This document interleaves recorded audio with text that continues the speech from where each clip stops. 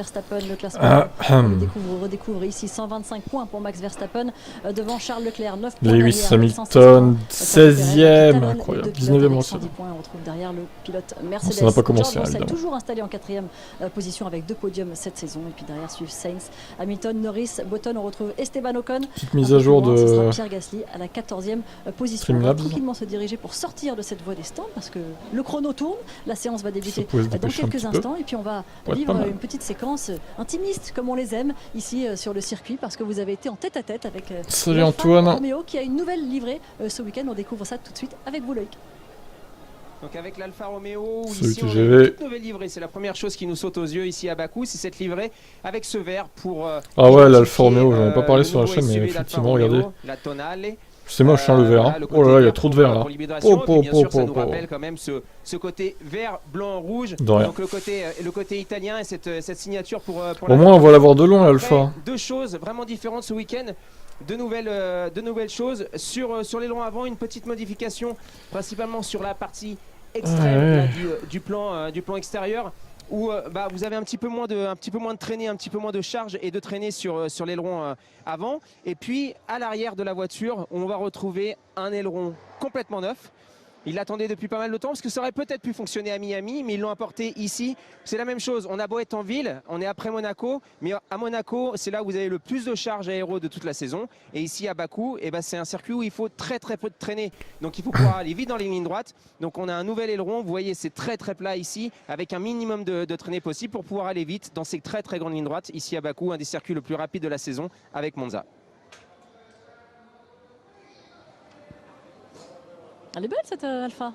Elle est très jolie, très joli vert. C'est joli ces couleurs, voilà, ça va étinceler dans les rues de Bakou. J'aime pas du tout. On va parler maintenant de l'équipe Mercedes, de Lewis Hamilton, le septuple champion du monde en difficulté. Ce début de saison, ils assument bien sûr que la voiture ne fonctionne pas cette année et c'est peut-être de plus en plus difficile à digérer, Loïc. Oui, et puis c'est dur quand on a un leader comme Hamilton qui est un petit peu moins présent. Pourquoi il est moins présent? Quand on est autant de fois champion du monde et qu'on s'est toujours battu avec la meilleure voiture, des fois c'est un peu plus dur de pouvoir tirer l'équipe vers le haut et d'être motivé et de se lever tous les matins pour terminer 5e plutôt que d'aller chercher une victoire. Alors que de l'autre côté, on a un George Russell qui lui a les dents qui traînent par terre. Il veut tout montrer chez Mercedes et à contrario, il fait du très bon travail. Donc c'est pas simple. Pourquoi il n'y a plus Montoni d'ailleurs? C'est bizarre. C'est Lewis Hamilton qu'on voyait à l'instant dans son garage. Je suis pas sûr que ça le titille vraiment, George Russell. Vous pensez, il a quand même de l'expérience. C'est un vieux briscard de la Formule 1 maintenant. Il en a eu des équipiers qui avaient les dents qui rayaient le parquet. Non, ça c'est sûr, mais il y a quand même une vraie génération de différence entre les deux. Et Hamilton, je pense que ça a été très dur de digérer Salut, la saison dernière, cette perte du championnat. Donc ça a été un hiver compliqué. Et quand vous remontez dans la voiture, qu'en plus vous n'avez pas la bonne voiture, il court qu'après un truc aujourd'hui. C'est d'être le seul en haut des tablettes à avoir ce titre, ce nombre de titres de champion du monde. Et clairement, cette année, il sait que ce ne sera pas le cas. Donc il va falloir de nouveau se remobiliser, se remotiver pour les années suivantes. Et puis il avait été bien habitué effectivement dans les années précédentes, Lewis Hamilton. On va revenir sur son difficile début de saison. C'est lui qui revient dessus au micro de Manon David. C'est une saison plutôt horrible jusqu'ici. Mais je pense que ça nous aide à grandir. C'est face à l'adversité que l'on progresse le plus. Parfois on a du mal à s'en rendre compte quand on est dedans, mais je suis plutôt heureux de vivre cette période. C'est un défi, il faut bien travailler avec son équipe, bien communiquer, être un bon coéquipier et savoir rebondir. J'affûte mes armes en espérant que ça me permettra de revenir au plus haut niveau. Dans moins de 2 minutes, cette première séance d'essai libre ici à Bakou va débuter. Philippe Boireau, vous me lancez la petite chasuble. Hop, voilà, Loïc, au boulot. Je vous laisse aller dans la voie des stands pour cette heure que nous allons passer ensemble avec Julien Febvreau et Jacques Villeneuve aux commentaires. Je pense, Margot, que votre marinière devrait vous suffire à aller en bord de piste si vous le souhaitez ici à Bakou. C'est un des plus beaux endroits bord de piste à aller voir. Alors nous, on ne le fait jamais parce que nous sommes dans le cabine, mais on est bien placé. Regardez, juste derrière nous, vous avez le Grand Palais, le garage Mercedes, juste à côté le garage Red Bull dans lequel tous les mécaniciens sont prêts à lancer les voitures d'ici quelques instants avec des conditions tout estivales, des conditions venteuses, c'est systématique. Le mot Bakou, vous savez que je suis allé faire de grandes études littéraires cet après-midi, en début d'après-midi, donc sur Wikipédia, et j'ai découvert que Bakou, en persan, signifiait vent. Voilà. Bakou est la ville... Des Kuba. Alors des Kuba, il y en aura peut-être en piste ce week-end, Jacques, ça c'est autre chose. Mais le vent, on le voit dans les t-shirts, dans les drapeaux brandis ça et là autour du circuit, il y a beaucoup de vent chaque année. Dès que le vent soufflera, en Formule 1, je repartirai. Qui va créer un drapeau rouge? Repartira en travers, en marche arrière. Oui, c'est possible. Ah oui. C'est possible. Ah oui, si on part sur du Renault dès vendredi, sur quoi va-t-on finir dimanche? Je m'attends à tout avec vous, Jacques. Je m'attends à tout. Non, ce qui est certain, c'est que c'est une piste vraiment intéressante parce qu'elle offre une diversité, et Loïc Duval en parlait il y a quelques instants, une diversité technique, de réglage bien sûr, en termes de vitesse de pointe, de limiter la charge et la traînée aérodynamique. La charge, il en faut beaucoup, mais la traînée, il faut la limiter. Et puis, il y a cet aspect, finalement, à l'image de la ville, moderne et ancien, la nouvelle ville pour toutes les portions rapides, l'ancienne ville qui est contournée par les Formule 1 et qui, elle, est une zone beaucoup plus lente. Et c'est ce mélange qu'il va falloir gérer pendant cette heure de travail, pendant ces 2 heures aujourd'hui. C'est intéressant comme tracé, parce qu'il y a pas mal de virages à 90 degrés. Et dans la vieille Allez, c'est c'est parti cette lent. séance. Ensuite, rapide et freinage en descente. C'est le simple. Extrêmement long, ligne droite. On va se recaler légèrement. Alors n'oubliez pas que dimanche c'est en clair. Peu d'appui, Ça sera en clair, mais bon, vous pouvez venir quand même sur le chat, je streamerai quand même. Tac, je regarderai la télé. Comme vous. Donc pour les je mettrai quand même l'audio, mais ça sera peut-être un peu décalé. Et bien sûr avec donc, Loïc Duval dans la voie des stands, au moins, ça permettra de vous mettre les actions avant qu'elles ne se passent. Juste avant ça c'est bien. Écoutez Sergio Pérez. Vu que je les aurai en avance avec la télé. Pas prêt, ça y est, il est avec nous et on l'écoute sur sa récente victoire à Monaco, sur sa position. Est-il un outsider dans ce championnat 2022? Écoutez la réponse du Mexicain. Checo.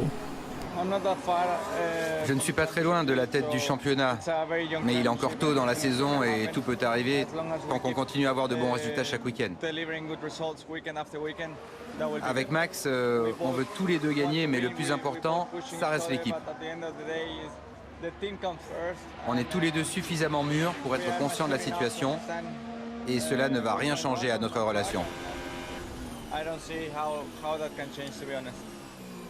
On verra ça, Sergio. Pas de changement dans la relation entre Max Verstappen et Sergio Pérez. La seule chose qui change, ou en tout cas qui évolue positivement pour Pérez, c'est sa position au championnat et le fait qu'il se rapproche. Il n'est plus qu'à 15 points de la tête du championnat, à 6 points de la deuxième place de Leclerc. Et ça, c'est avec les points échangés à Barcelone. Entre autres, bien sûr, Jacques, vous avez raison. C'est ça qui est frustrant pour lui. La stratégie, alors sur laquelle revient maintes et maintes fois Helmut Marko, le patron de Sergio Pérez et de Max Verstappen, en disant mais vraiment à Barcelone, la stratégie de Sergio Pérez n'était pas la bonne, donc il fallait laisser passer son camarade. Mais pourquoi n'était-elle pas bonne alors cette stratégie? Parce que seul sur la piste, ça aurait été moins rapide, mais il était devant. Donc il faut quand même doubler. Mais en même temps, est-ce qu'il fallait prendre un risque avec les monoplaces? Qu'elle surchauffe, qu'elle casse le moteur? Non, donc c'était intelligent de la part de Red Bull de demander aux pilotes de changer de position par rapport à cela pour préserver aussi les chances de l'équipe parce qu'au total, championnat constructeur, ça ne changeait rien. Les points à un pilote ou à l'autre, c'est pareil. Bien sûr, et c'est un championnat important que souhaite remporter également Red Bull. Sébastien Vettel connaît bien Bakou pour y avoir brillé par le passé. Alors c'est un circuit, Jacques Villeneuve. Il pourrait y avoir mis un coup de roue à Lewis Hamilton aussi, sous safety car. Un petit coup de sang, un petit coup de sang. Bah voyez, c'était les coups bas, les fameux coups bas. Exactement. Les coups bas de Bakou. Ah oui, on se souvient.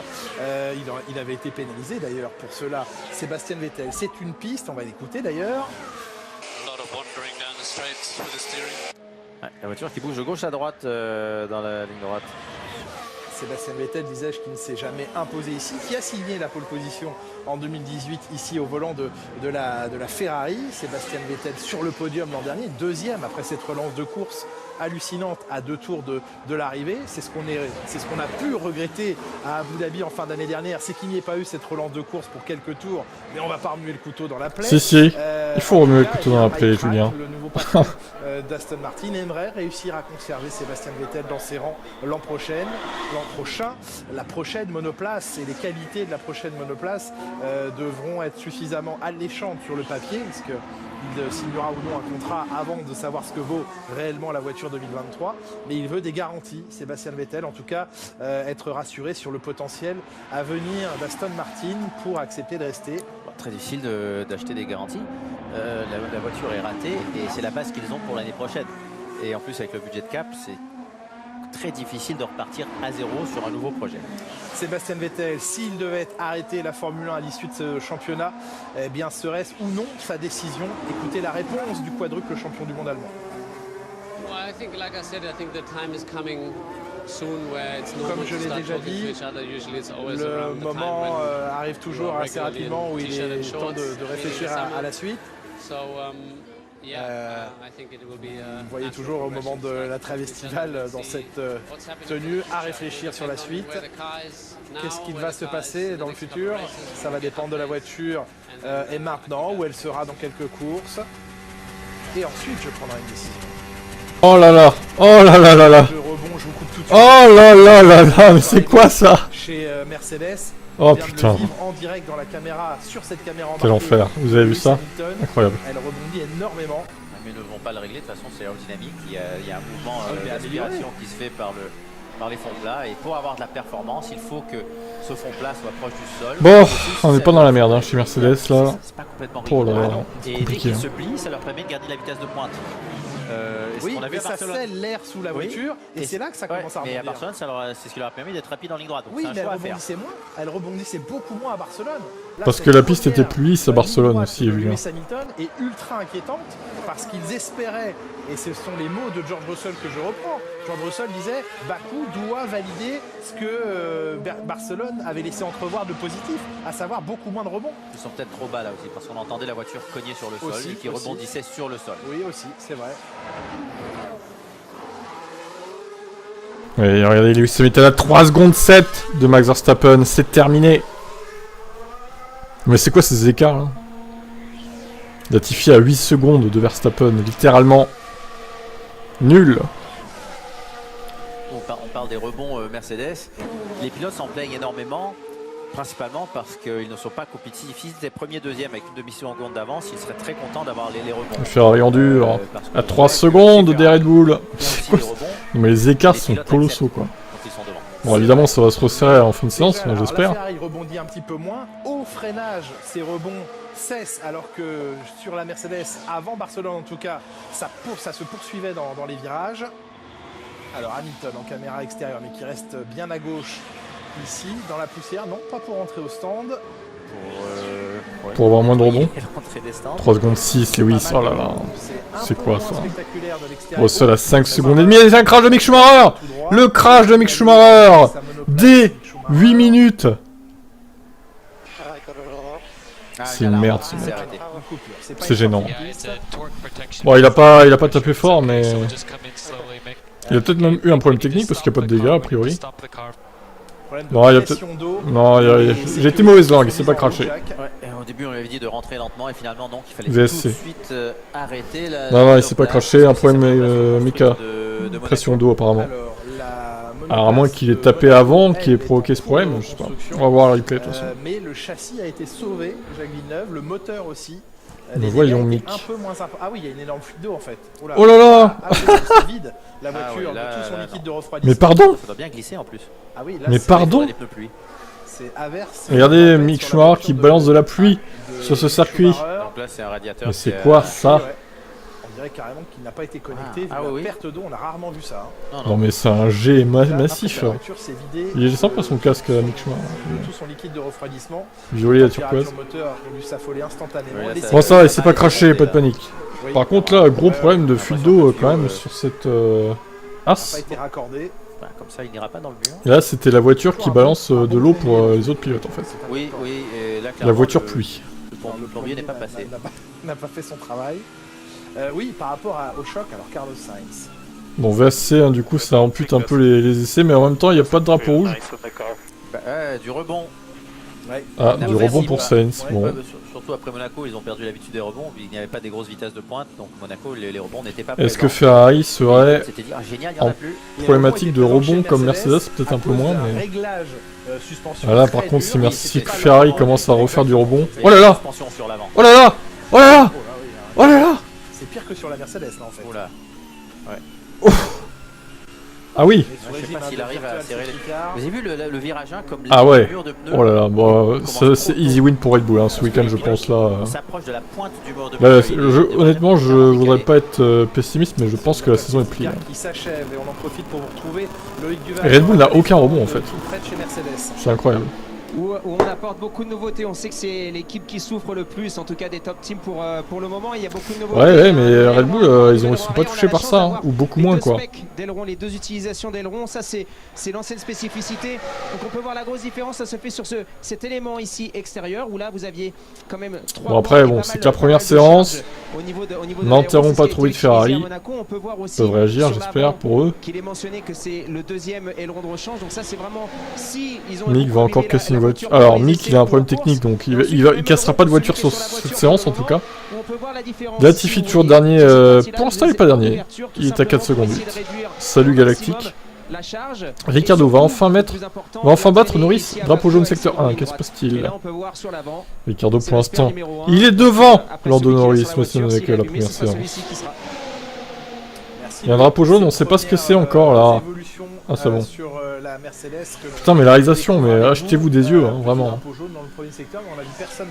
Mercedes plus près de Ferrari Red Bull, je pense pas que ce sera le cas parce que en vrai, ça va rebondir beaucoup pour Mercedes sur ce circuit je pense. Malheureusement. Max Verstappen sait donc maintenant qui sera son coéquipier pour les 2 prochaines années. Sergio Pérez confirmé dès Monaco. La Red Bull elle a des vibrations mais elle a quasiment pas de rebond en fait. C'est plus des vibrations légères.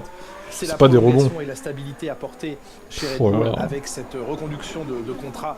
Et cette 10ème et demi, mais qu'est-ce que c'est que ces chronos qui nous fait Verstappen là? Il y a meilleur de 7 10ème et demi dans le premier secteur. Donc 2 ans, 2023 et 2024. Oh là là, oh là là. Choix logique de la part de Red Bull, Jacques. Oui, il a bien épaulé Verstappen, il est compétitif, il ne craque pas sous pression et il est en lutte pour le championnat. Donc pour l'instant, c'est l'équipe qui a peut-être la meilleure combinaison de pilotes. Le tour de Max Verstappen que l'on suit ici, pneumatique médium sur la voiture du Néerlandais. Pirelli qui propose ici, comme à Monaco, ses 3 pneumatiques les plus tendres dans sa gamme composée de 5 types de gomme. Et record dans les 2 secteurs. Elles sont compétitives en début de séance, les Red Bull. Oui, on sait que... Ouais. Excusez-moi, Jacques. Encore une seconde à tout le monde. Il va encore améliorer largement. On sait que c'est aussi le Alonso premier, pardon. Ouais, mais attendez, Verstappen arrive là. Toujours très tôt, dès le début du week-end. Eh oui, oh là là, il a mis 1 seconde 4 d'entrée de jeu. Alonso. Ok. Point référence élevé d'entrée. Là, il l'a placé très haute là-bas. Ouais, 1,46,9 pour. D'ailleurs, c'est quoi les chronos de l'année dernière là? Alors, Lewis, qu'est-ce qu'il nous fait? Rien. Qui se passe là? Qui nous avait offert, eh oui. Hop. Ah oui, d'accord, ok. Marche arrière ou un demi-tour. Léger blocage de roue avant, un léger travers aussi. Petite erreur de Lewis. Oh, Stroll qui a effleuré le mur, je crois qu'il a touché. Hein. 15, au virage 15, juste avant la descente. Ah oui, ça touche. Des Tech Pro et pas le mur. Je comprends pas pourquoi les Tech Pro sont si proches de la piste en pointe. Elles débordent à ce point, oui. Ouais, les Tech Pro débordent, ouais. Je comprends pas du tout. Bah, sinon, il n'y aurait pas de place pour les mettre par rapport au mur. Ouais. Donc, ils ont préféré effectivement. Ouais, c'est bien, week-end de course. Et allez, on va enchaîner avec le Canada une semaine après, c'est bien ça. Mais ça fait effectivement. Oui, alors je voulais voir le chrono de 2021. On va l'appeler comme ça. Et Charles Leclerc était tout proche là aussi d'aller toucher avec sa roue arrière droite. En gomme dure, très rapide, Leclerc en avance. Record du 2e secteur sur de la gomme dure. 43,164 pour Charles Leclerc qui doit digérer son immense déception. Et là, qui rebondit lui aussi sur la piste. Regardez le casque, imaginez la tête, les dents. Lewis Hamilton a parlé de problème de mâchoire, de dents et les idées. Il va perdre ses dents, Lewis, à cause du rebond. Le vent est fou là. Les différences de vitesse de pointe sont... Alors la pole de l'année dernière... Pérez tous en 314, 312. 1,41,2. 303 km/h. Oui, quand même. Ouais. C'est Leclerc qui avait fait la pole d'ailleurs, l'année dernière. C'est étonnant. Je me rappelais pas de ça. Leclerc avait fait la pole devant Hamilton et Verstappen. Non, parce que c'est un mur qui absorbe, donc les pilotes peuvent aller le toucher sans abîmer la monoplace. Il avait fait un super tour, Charles. On parlait de l'état de la voiture de Mick Schumacher après son crash à Monaco. Cellule, donc châssis sauvé, même si beaucoup de pièces qui viennent se greffer sur celui-ci ont évidemment dû être changées, mais le châssis a été sauvé, le moteur également. Donc là on a, ils feront pas 41, il y a au moins 4 secondes à trouver je pense. La deuxième partie, celle qui... ah oui, il y avait que trop du vent aussi. Ouais, c'est sûr qu'il n'y avait pas les meilleures voitures, Charles il allait sortir un gros tour là. C'était visuellement impressionnant, mais vu que tout s'est arraché, en fait le pilote... Sainz avait fait 5ème à 3 dixièmes et demi. Ça a été absorbé par les déchets de la monoplace. C'est vrai. Drapeau jaune encore, secteur 2. Ça se joue, c'est vraiment très très proche du GT Pro là, cet endroit au virage 15. Mais on ne voit pas ce qui se passe, il ne montre pas, mais c'est infernal hein, quand même. Latifi Ah, Nicolas, Latifette, oui. L'a-t-il fait? Oh là là. L'a-t-il fait? Oh. J'ai oublié que je travaillais. Mais ils ont un humour sur Canal, c'est incroyable. Mais ils ne montrent pas. On voit toujours Leclerc, la réalisation est pourrie, donnez-moi la place à la réalisation, là, je vais faire des meilleurs trucs hein, quand même. Comparaison d'aileron avant, c'est incroyable. Sur la voiture de George Russell, la Virtual Safety Car, ce qui veut dire qu'il y a toujours un danger en piste. Bah oui, mais on nous montre une caméra embarquée de Charles Leclerc, c'est beaucoup plus passionnant. On vient de changer l'aileron avant. Ouais, alors c'est sur la Nicolas. Il est en train de fumer, hein, je voudrais pas dire, mais... il s'est pas craché non plus, il a fait un tout droit, mais il arrive pas à reculer. Ce gland. Pour voir si le ressenti au niveau de la voiture est le même pour les pilotes, et si la charge aéro est exactement la même avec les deux ailerons. Merci Loïc. Il est en train de cramer Nicolas. Coupure. Oui, elle s'est éteinte. Alors, l'extincteur, pardon, pour... la voiture s'est éteinte apparemment, il peut plus redémarrer. Déjà, il vérifie s'il fonctionne. C'est une bonne idée. Là, les mécaniciens se disent « Ah non, il va falloir tout nettoyer ». Gaëtan Gégaud, le français ingénieur de Nicolas Latifi, en communication... Alors Latifi, qu'est-ce qu'il nous a fait? Ah oui, ça s'est éteint. Ok, il a rien fait. Vous savez ce qui est dangereux aussi quand tout s'éteint? Il est innocent. L'hydraulique, donc plus de direction assistée. C'est juste la voiture qui s'est coupée quoi. Aussi. Songez donc si ça arrive en bout de ligne droite rapide, ça peut être très dangereux. Ouais, bon bah Mick et Latifi ont eu un problème, mais c'est pas de leur faute. Et c'est aussi le meilleur moyen de... Ne les accablons pas. Ouais, on a entendu un deuxième petit tresseau du moteur. Elles arrivent tôt les pannes mécaniques ce week-end. Ouais, j'avoue, au bout de 10 minutes, il y a déjà un problème quoi. Un quart de 17 minutes pour Latifi.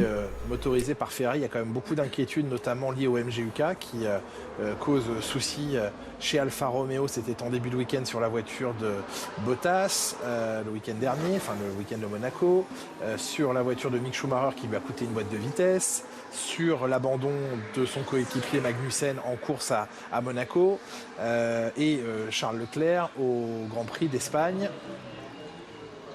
Charles Leclerc. C'est une fiabilité largement mise à mal.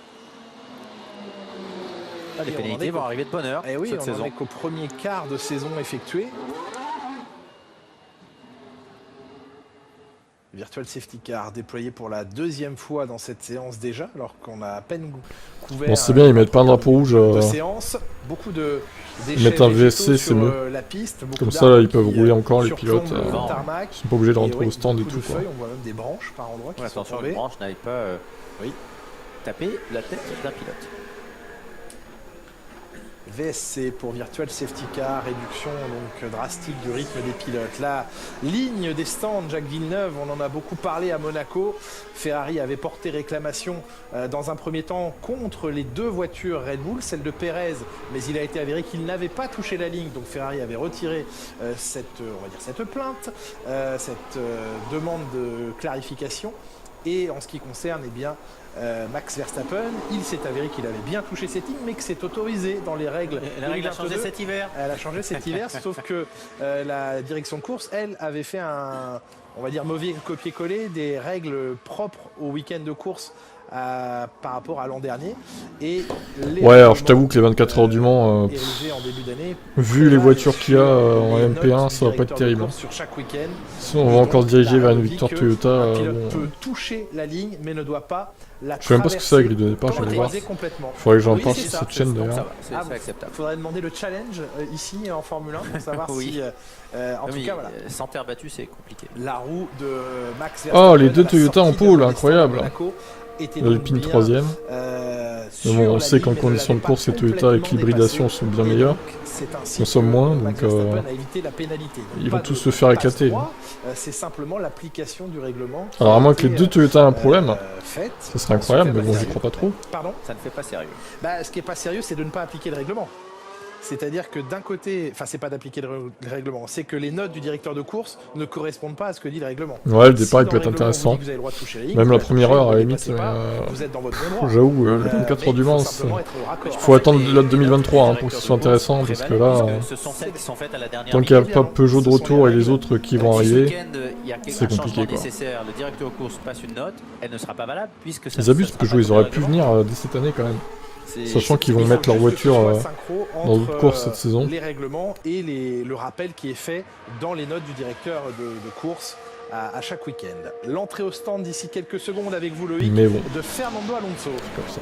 Voilà où l'équipe Alpine a prévu de faire une simulation de pit stop. Donc regardez, il arrive à l'instant. Il se positionne. Voilà, 25 à peu près, hein, c'est à peu près par là. Et oui, le logo arc-en-ciel pour Mercedes. C'est tout le travail en fait qu'il y a derrière. Le lobby LGBT présent, Formule 1. À l'usine, forcément, ils simulent les l'invasion.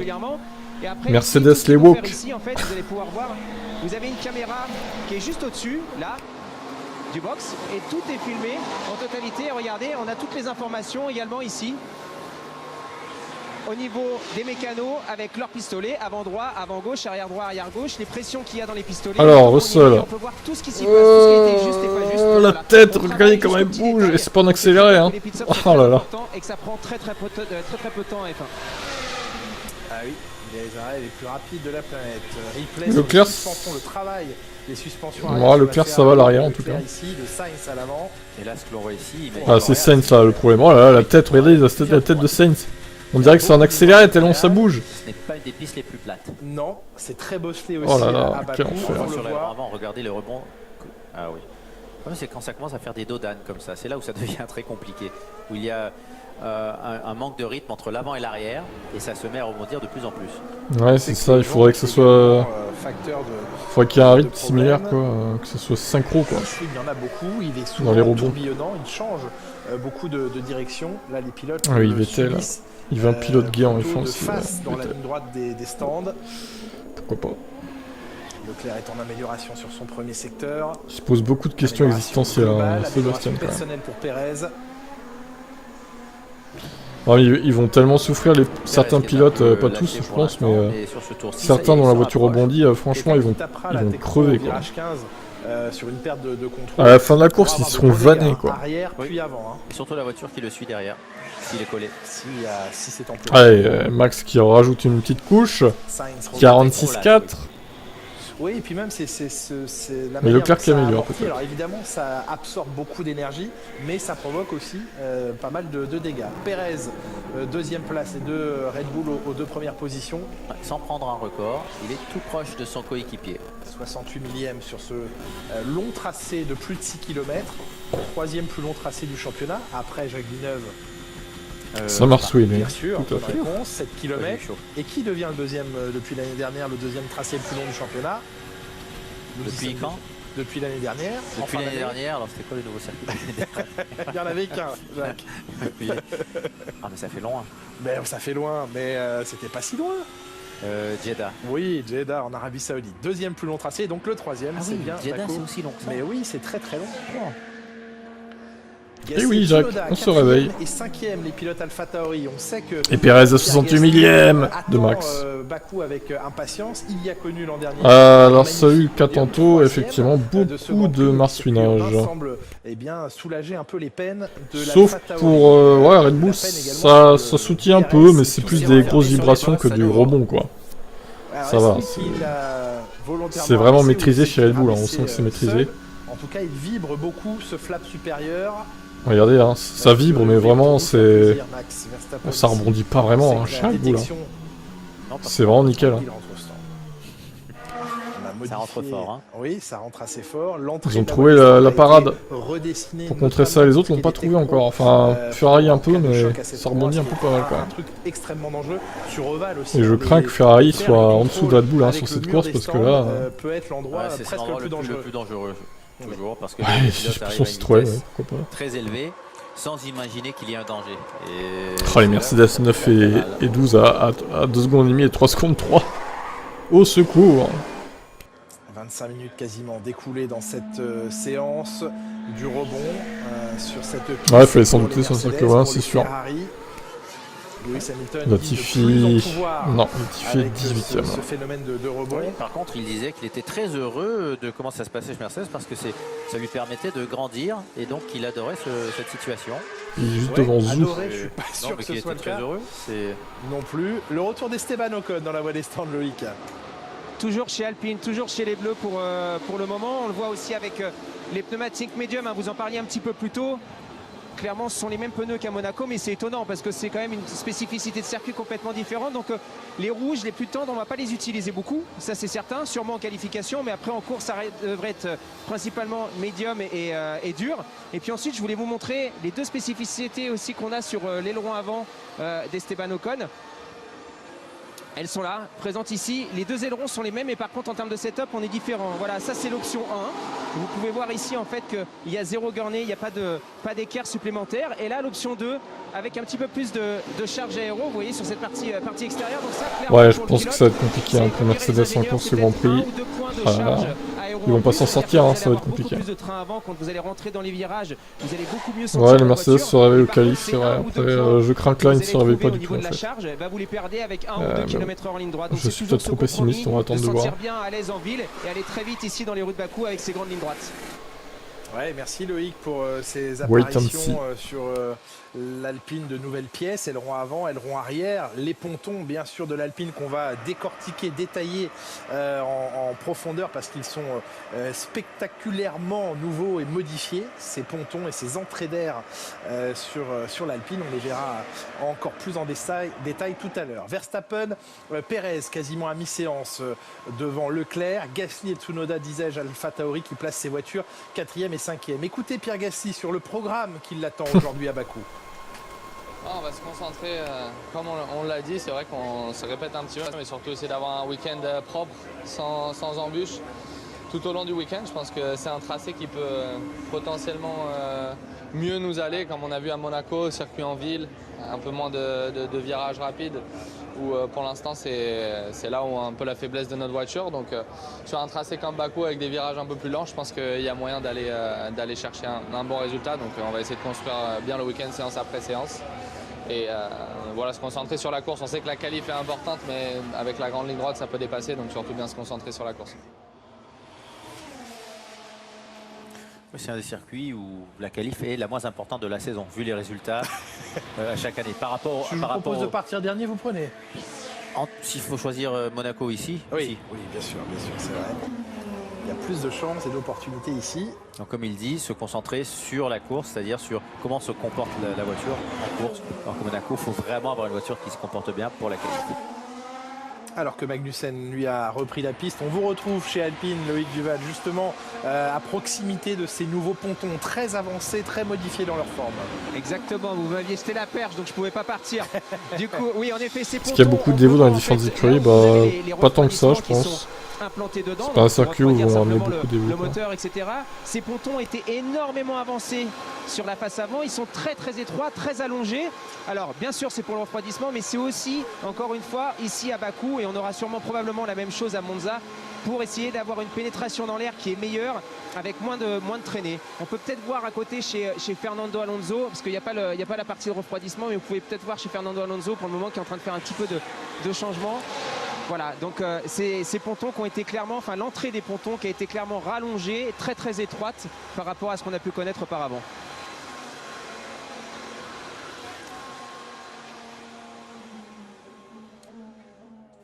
Ouais, spectaculaire, hein. Oui, les autres sont loin de Mercedes, sauf que le problème c'est que Mercedes est loin des ceux de devant. Donc ils sont un peu dans un trou quoi. De Ocon aussi, ça a l'air pas mal pour l'instant. 7ème et 8ème, oui. Devant Hamilton. Oula, Magnussen avec une voiture très instable. On l'a vu au virage 16, on le voit dans l'enchaînement très rapide des virages 18 et 19. Et il est en amélioration de tous ses partiels. Et ça va aller très vite, ça devrait se mettre au niveau d'Alonso. Magnussen 7ème, donc le chrono est très correct, très bon. 600e devant. Mais encore une fois, ce rebond, Magnussen fait partie des pilotes qui en a le plus souffert. Non, ça passe sans contact. Pierre Gasly à son tour, regardez comme il est secoué. The ride is pretty shocking. I've never felt that much bottoming. Hey. Just for your feedback, very much. Non, je peux pas diffuser le Grand Prix, évidemment que non, ça change rien. J'avais déjà essayé l'année dernière pour le Grand Prix de France, je m'étais fait striker. Donc il y a un léger rebond qui commence avec la voiture. Je ne diffuserai pas les images, comme d'habitude, ça ne changera pas. Fois, donc ça devient très désagréable. Pierre Gasly qui disait « Je n'ai jamais ressenti ce phénomène de manière aussi mauvaise ». Et son ingénieur, Pierre Ablin, qui lui confirmait effectivement que ce phénomène était bien mesuré de leur côté, il n'y a qu'à regarder les voitures en piste, et que c'était à peu près la même chose chez tout le monde, en tout cas beaucoup d'autres voitures. Toujours très spectaculaire, Williams avec ses pontons ultra plongeants juste derrière l'entrée d'air. Avec le 9e chrono pour Albon. Ouais. Elle ne rebondit pas beaucoup cette monoplace. Non. Et ça semble être un avantage pour l'instant sur ce circuit. On rappelle qu'on a perdu dans la bataille pour l'instant une monoplace. Oui, ça sera en clair à 13h dimanche. Qui a été en coupure nette de puissance. Et qu'on a perdu également celle de Mick Schumacher sur une fuite de d'eau. La chute totale de pression d'eau. Ça glisse là en gomme rouge à la fin du tour. Beaucoup de sous-virage. Et là, c'est un gros coup de sueur pour Pierre Gasly au même endroit que Daniel Ricciardo juste avant. Et en plus, c'est juste avant la longue ligne droite, donc grosse perte de... De rien cède. Alors, c'est un circuit, Jacques, où il faut être très habile sur les freins. Il y a bien sûr les gros freinages au bout de la ligne droite, alors que la voiture est assez... Ça vous permet au moins d'avoir l'audio. Freinage sensible. Et puis des petits extraits furtifs en cas d'accident. Suivant des longues lignes droites. C'est déjà pas mal. Daniel Ricciardo, qui est un pilote de freinage, va-t-il trouver ses marques ici? Il était un pilote de freinage chez Red Bull. Ouais. Et ensuite, les AlphaTauri ont pas l'air mal. Hein. Chez Renault, il disait ne plus être capable. Gasly et Tsunoda se suivent à moins d'un dixième pour l'instant. Ricciardo qui a rappelé que son contrat l'emmenait bien jusqu'à la fin. C'est extrêmement loin de Leclerc. Donc là, pour l'instant, waouh. McLaren, son patron Zak Brown et lui échangent par médias interposés sur les clauses du contrat sans révéler ce qu'elles contiennent véritablement. Mais on comprend, Jacques, qu'il y a des clauses qui peuvent être à l'avantage de l'un ou de l'autre, à l'avantage de McLaren ou de Daniel Ricciardo, mais que ça dépend des performances, bien sûr. Pas tous les contrats ont des clauses de performance. Clairement, il n'est pas à la hauteur des attentes. Donc l'écurie, s'ils avaient pu s'en débarrasser, ils l'auraient déjà fait. S'ils pouvaient s'en débarrasser avec facilité. Pensez-vous que maintenant qu'ils ont ils cherchent. ils ont un ticket d'entrée en Formula E, en Formule électrique. Est-ce que dans son contrat il est pilote McLaren? Est-ce que ça veut dire qu'ils peuvent le mettre en GT, en Formula E? Je pense pas. Ils sont liés à la Formule 1. Vous savez que vous savez que chez Red Bull, oui, ou en IndyCar bien sûr, vous savez que chez Red Bull par exemple, les pilotes signent avec la marque Red Bull et l'entité Red Bull, mais pour n'importe laquelle des écuries. Donc à tout moment, un pilote peut être positionné soit chez AlphaTauri, soit chez Red Bull. Son contrat n'est pas lié directement à l'une des deux écuries. Bon, Verstappen, je pense qu'il est quand même lié à la Red Bull. Hein. On va pas déconner non plus. Hein. Passage de la ligne, Daniel Ricciardo. Oh là, Vigneron, ouais, oui. J'ai du mal. 14e, mais il est passé sur la gomme rouge. Passage à la gomme rouge. Ce trafic la voiture à Mick. Ah, peut-être. Hein. Pour éviter qu'ils se crachent, ouais. Il avait un record officiel. Ils font genre, ah bah non, mince, c'est un problème technique, c'est dommage, tu peux plus rouler, Mick. Mesuré par son écurie à l'époque Williams. Franchement, ce serait marrant. C'était ça. km/h, mais ça serait pas sympa pour Mick, hein, évidemment. Mais... Voilà. Et la speed trap, en même temps, il a qu'à pas se cracher aussi. Vitesse de pointe, lui, a été mesuré plus tôt. Ou plus tard après le freinage, je sais plus. Mais en tout cas, non, c'était trop tôt. Le radar était placé trop tôt. Ah, bah alors. C'est trop le petit tour. Oui, il est semblé beaucoup de marsuinage surtout chez Mercedes. Et Ferrari, il y en a un peu aussi, Sainz surtout. Comparaison d'Hamilton et de Russell sur le passage au virage 1. Ça semble très similaire, mais avec un léger avantage en milieu de virage pour Lewis Hamilton. 1 seconde de différence entre les deux. Toi, tu avais fait un TV accessory, la version la moins chère. Ah oui, sur le chrono. Avec le timing et les archives. Et une place seulement. Donc, merci pour ton follow. Sky d'ailleurs. N'hésitez pas à follow et à vous abonner si vous pouvez. Il freine un tout petit peu plus tôt en entrée, mais il pareil sur YouTube, n'hésitez pas à vous abonner. Voilà, comme il rebond, je fais des lives sur tous les week-ends de Grand Prix. Énormément. Lap qui est trop fine. Oui, ou un point d'attache trop faible. Mais ils les avaient allégés. Oui, absolument. Puis, mais ça leur a coûté cher à Barcelone. Ça a failli leur coûter cher. Donc, est-ce qu'à nouveau ils ont joué avec le poids du DRS et que l'attache centrale ne joue pas assez son rôle de maintien? En tout cas, il reste Albon est bon, ouais. Il est bon aussi pour bloquer les pilotes Ferrari à Monaco. Proche du mur, là aussi Max dans la poussière. Ouais. Et ça va vite. Ouais, c'est sûr. Sky. 6 dixièmes et demi de gain pour Verstappen sur le seul premier secteur. Oui, la Belgique est un des rares pays où c'est encore gratuit la diffusion de la F1. Mais combien de temps ça va durer, je sais pas. La piste est plus performante et la gomme rouge. Il n'y a pas beaucoup de poussière. Et il se faufile avec pas mal de facilité, même s'il sous-vire et survire un peu là, à la sortie de la vieille ville. Il la contourne ici.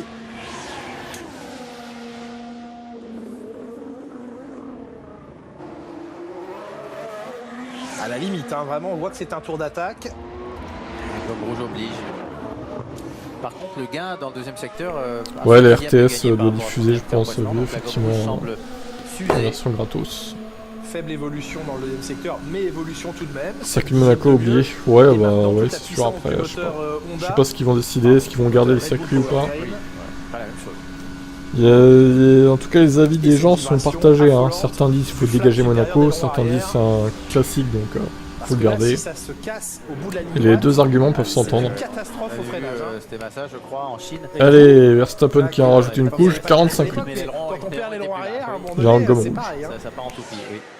Jonathan Butler a bien sûr observé, comme nous tous, le tour de son pilote qui fixe un 1,45,8 et les problèmes vibratoires sur le flap supérieur. Et comme Ricciardo, c'est un dixième de perte. Par contre, le DRS, c'est toujours un petit souci sur Verstappen.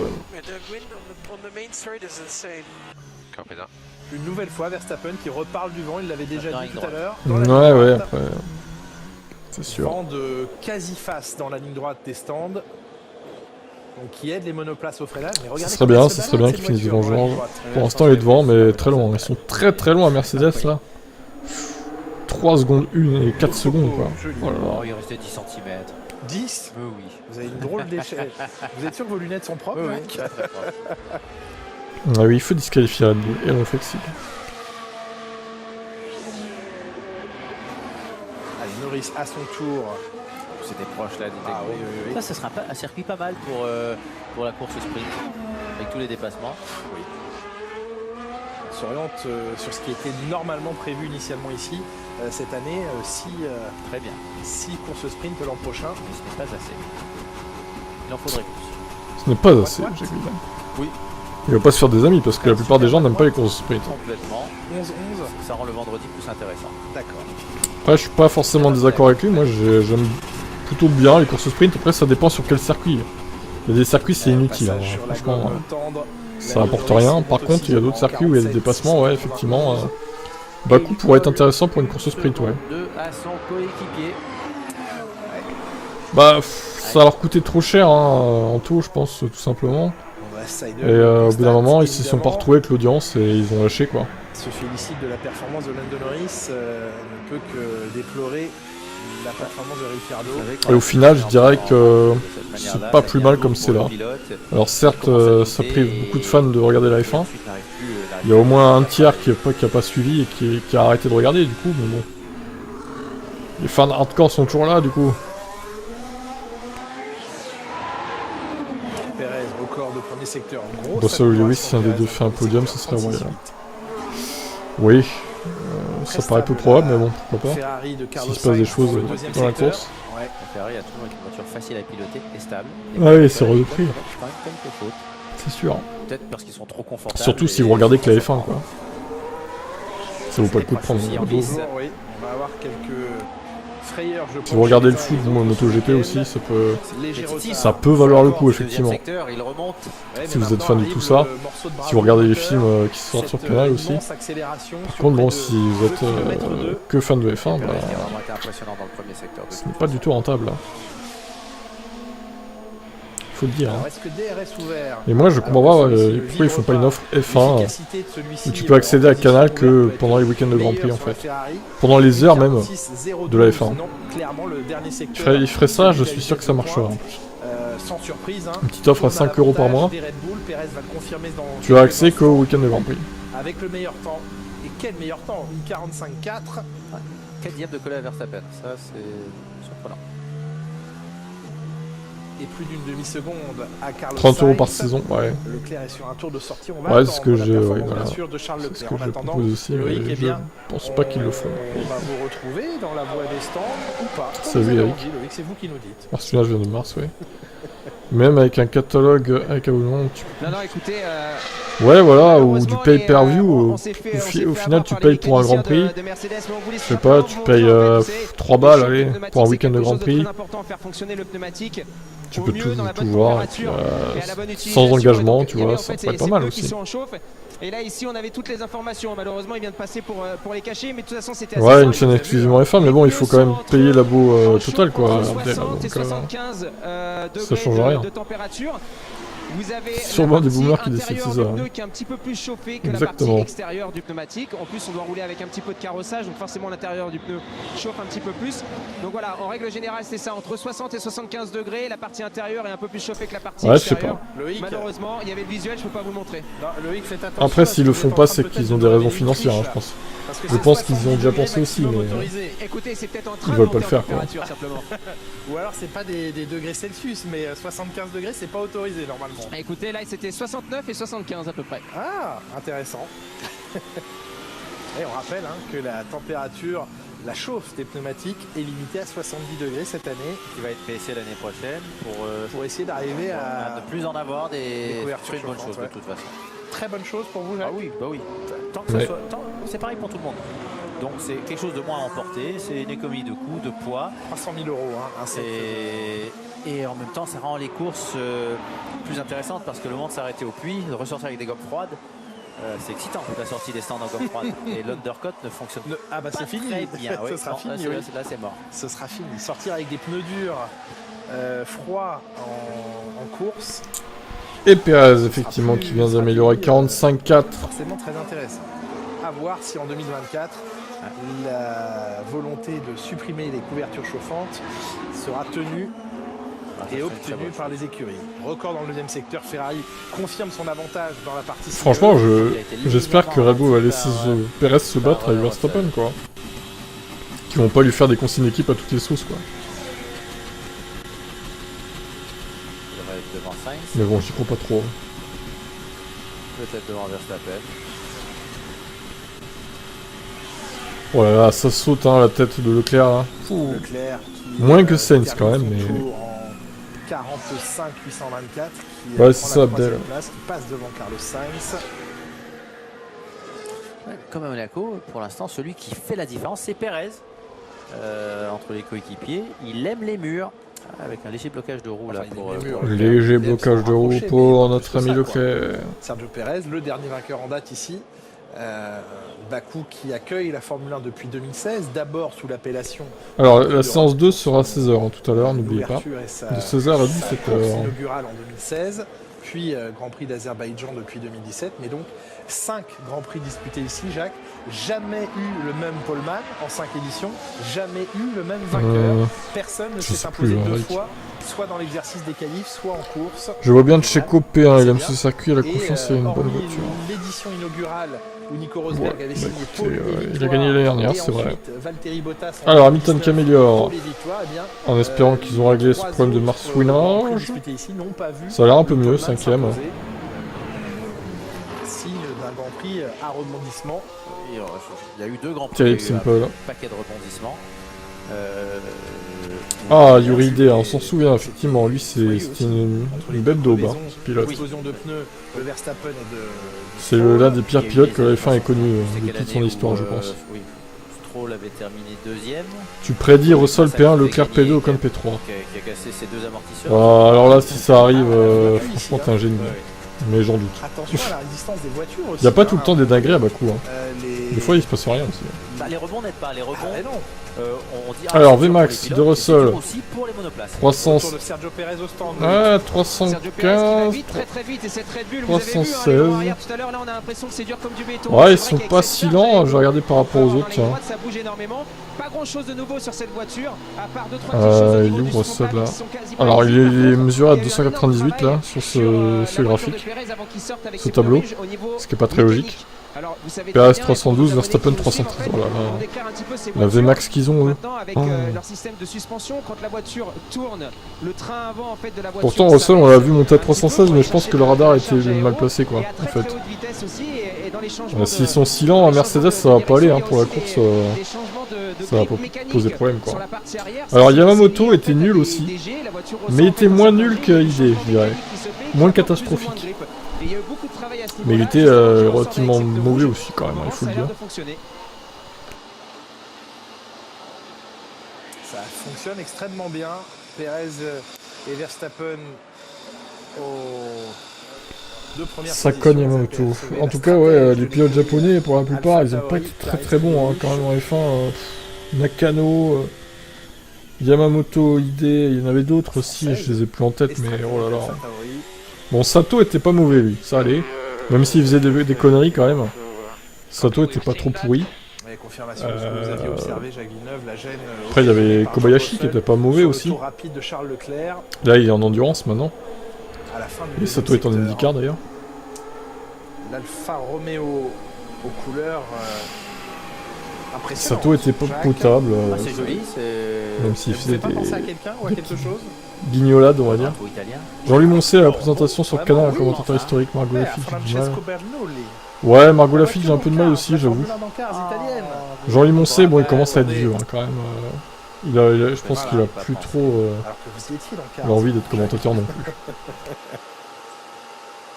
Alfa Romeo qui célèbre le lancement d'un nouveau modèle en affichant ses couleurs. P1, je suis fan de Fefe, je veux qu'il gagne enfin. Ouah, Sainz, la victoire, je suis pas sûr qu'il gagne cette saison, Sainz, honnêtement. Il va falloir qu'il y ait du grabuge devant pour qu'il gagne. On est d'accord, on a tous parié 1 euro sur Latifi vainqueur? Non. Ça serait 1 euro de perdu, donc ça sert à rien. Ouais voilà, Jean-Louis Moncey c'était pas le TF1. Belle amélioration, bonne amélioration.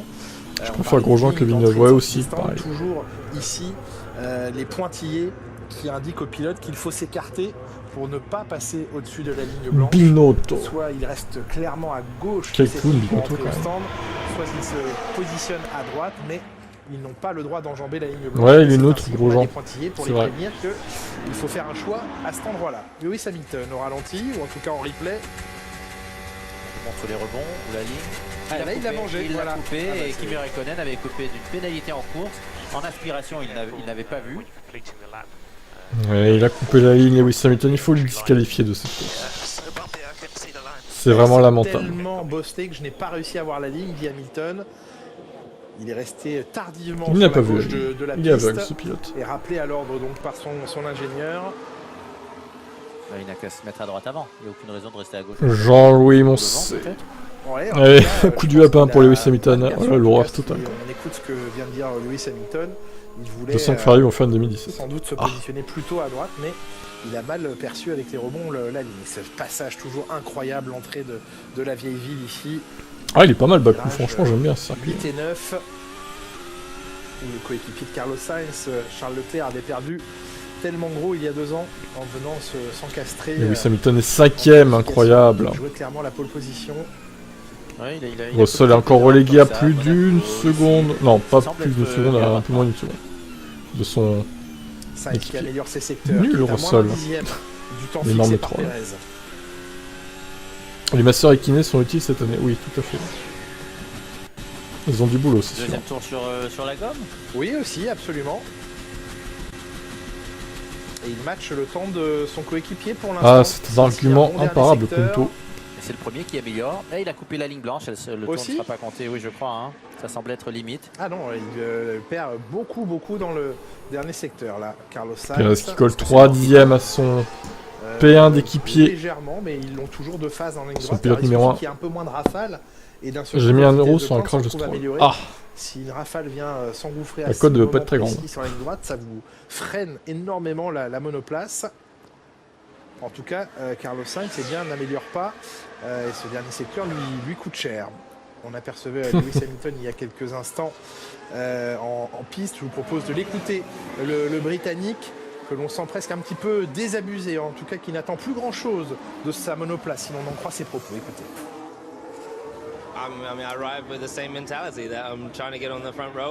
J'arrive ici avec la même mentalité, je veux partir en première ligne.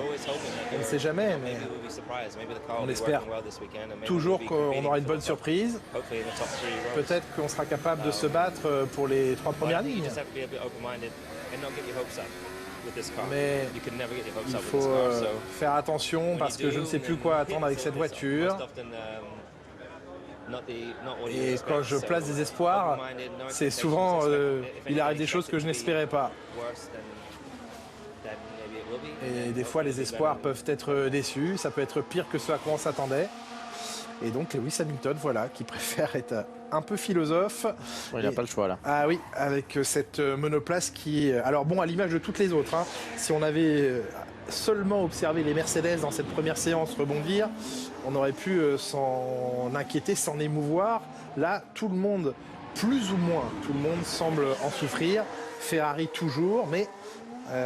et Red Bull également, mais il se trouve que les Red Bull et les Ferrari, elles sont aux avant-postes. Hamilton n'est pas si loin. Oui, c'était Lewis en interview. En 46-6, mais les écarts sont gros. Hein. Sainz tient quasiment dans la demi-seconde face à Perez. Par contre, Hamilton est au-delà de la seconde d'écart. Vous le voyez à gauche de l'écran, quasiment 1 seconde 2 de retard sur la référence. Et ce moment précis, Sainz est dans la voie oui, avec vous. mais c'est dommage qu'il y ait moins d'aspi avec les nouvelles monoplaces, mais bon, c'est à cause du fait que la traînée a été diminuée. Avec ce nouvel aileron qu'ils avaient déjà comme ça, ils sont plus déventés dans les virages. Mais si on n'avait pas de DRS, ça serait catastrophique hein, pour les dépassements. Honnêtement, il n'y aura aucun dépassement. C'est pas en virage que vous allez dépasser du coup. Est-ce que vous disiez clairement dans le dernier secteur, c'est sûr que tout ce qui est bottoming, bouncing, ce petit rebond qu'on peut avoir, va avoir une influence énorme au niveau de la performance, parce que dès qu'on touche un tout petit peu le sol, bah forcément on a un petit peu de friction, on a un petit peu de perte de vitesse. Donc les voitures qui vont avoir le moins de phénomènes de rebond comme ça seront aussi potentiellement les plus rapides en ligne droite, et on peut voir clairement que les Ferrari en caméra embarquée en ont un petit peu plus que les Red Bull. Merci Loïc pour cette analyse, alors qu'il reste 8 minutes à couvrir dans cette séance.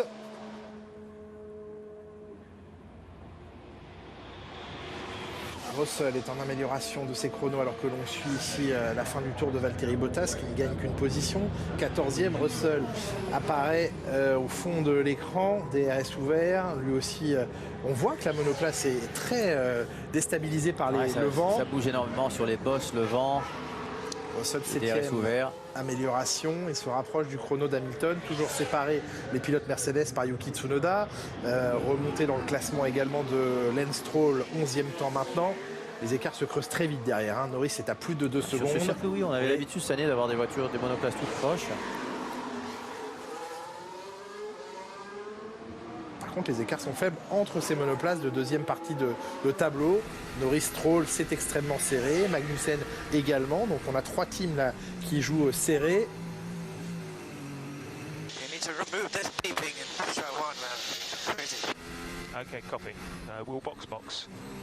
Hamilton se plaint de bip qu'il reçoit dans l'oreillette lorsqu'il est sur un mode Strat 1. C'est très énervant, oui. On sait que les pilotes ont plusieurs bips dans les oreilles, celui du passage Yuki de rapport. plus à l'aise que Gasly. Ils font changer de rapport, ils entendent un bip dans ouais, c'est vrai qu'en ce moment, ça a l'air d'être le cas, effectivement.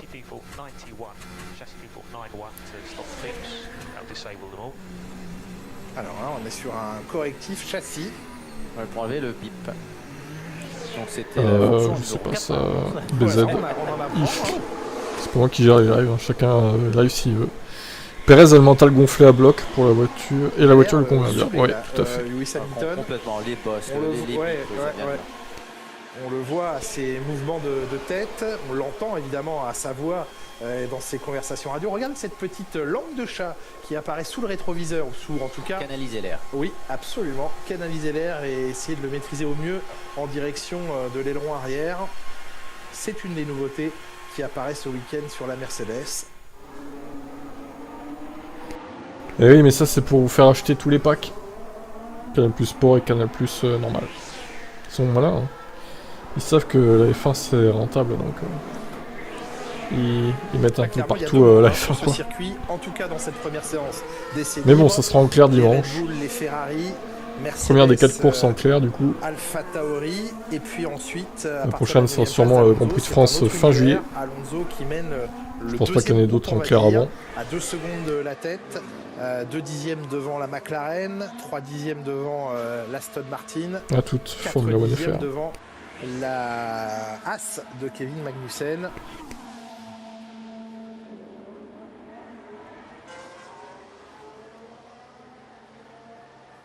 Ouais, ils sont obligés.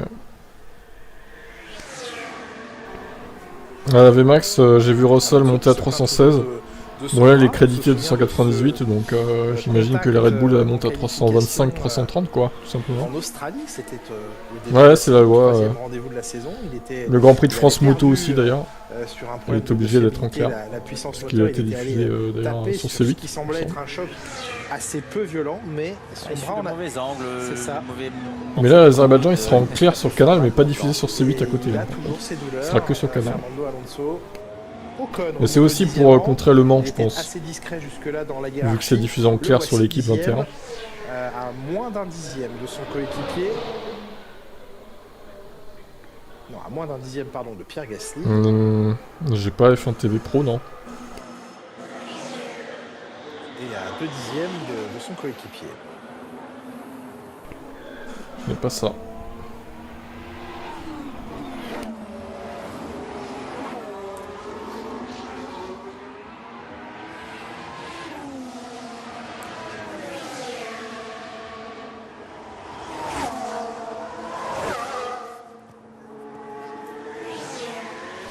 Après, est-ce que c'est bien, est-ce que ça vaut le coup Disons que si tu veux taper les commentaires de Vigneron et que ça te dérange pas, pourquoi pas, hein, mais bon. On peut le voir. Bonjour Noël.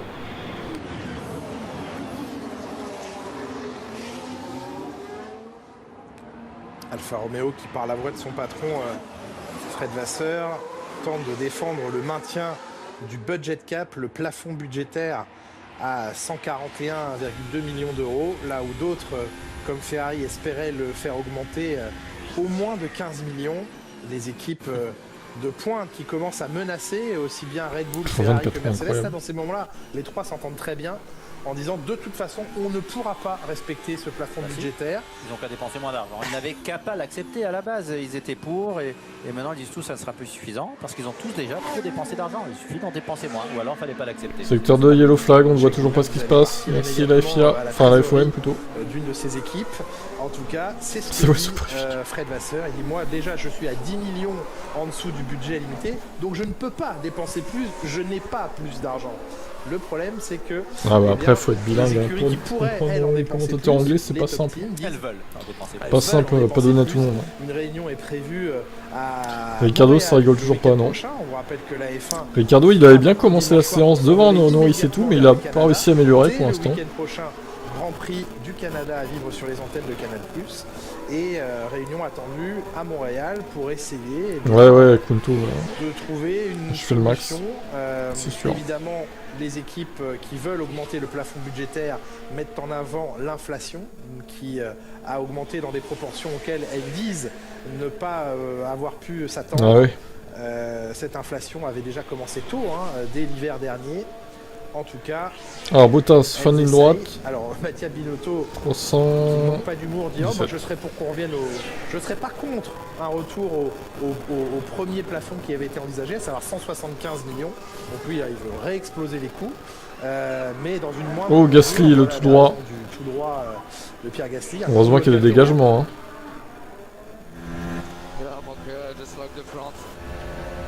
C'était un gros blocage. Plus tard, jouer un autre temps. Une tension vraiment tendue ici, Il était proche du mur lorsqu'il a fait son... Ah oui, il était quasiment collé à lui. Ça aurait pu faire des dégâts, ça. Donc bataille. Attention Pierre, attention. Et comme dit Frédéric Vasseur, eh bien, ils n'ont qu'à couper leur soufflerie, arrêter les développements. Non, pas de spin de Latifi, il a un problème technique, donc du coup, bah, pas de crash pour Schumacher ou Latifi. Non pas d'eau dans son vin. Les deux dangers publics, ça ne roule pas. Explique que si le plafond était augmenté, ce ne serait pas pour provoquer du développement, ou ça ne servirait pas du développement, mais simplement à couvrir les coûts de transport, des coûts d'électricité, d'énergie. Mais ça coûte très cher à faire tourner une soufflerie. Donc si vous la coupez, vous consommez moins d'énergie aussi. Je pense qu'on va en entendre parler encore un petit moment. Oui.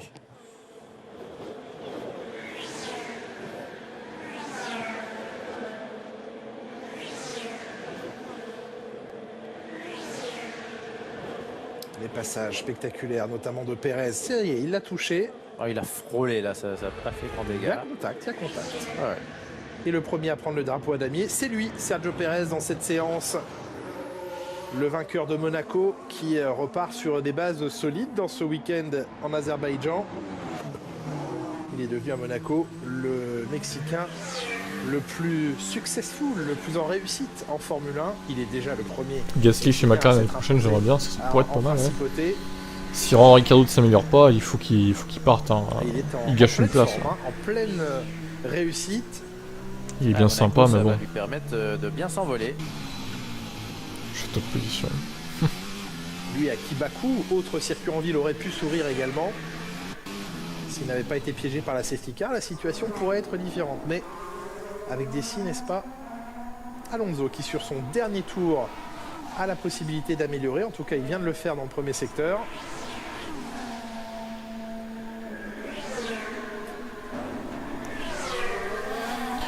Bon, eh ben écoutez, ça se termine. On va se retrouver évidemment à 16h pour la suite des événements. Secteur. Pour l'instant, à moins d'une seconde du temps référence. Avec la séance numéro 2. Oh, Alonso, il attaque fort là. Drapeau jaune, secteur 2. Qui c'est encore? On n'a pas dit son dernier mot. On voit la grosse attaque sur ce dernier. Putain, même à 0. Oh, c'est une Ferrari. Ah non, c'est une Red Bull. Bon, on n'a pas vu. Vous voyez de dos là. Oui, mais est-ce que c'était Verstappen dans son dernier tour? Ah oui, puisque. C'est pas craché, hein. Il a dû faire un tout droit aussi. Ça arrive. d'Alonso, 5e temps. Ouais, bah demain Simple du coup, tu seras pas là. Une seconde de Perez, très joli. Dernier tour pour Fernando Alonso. Gasly chez Merco, mais t'en fais quoi d'Hamilton du coup? Piastri chez McLaren. Ouais, c'est un peu tiré par les cheveux vos théories là. On va pas avoir grand chose là. Ah là là, mais quelle belle caméra, quel beau replay. Bravo hein. Il sait qu'il se loupe. On voit beaucoup là. Il a de la chance de rien toucher hein. Putain mais on voit rien, mais ils sont débiles de mettre cette caméra, mais... Est-ce que vous réfléchissez ou quoi là?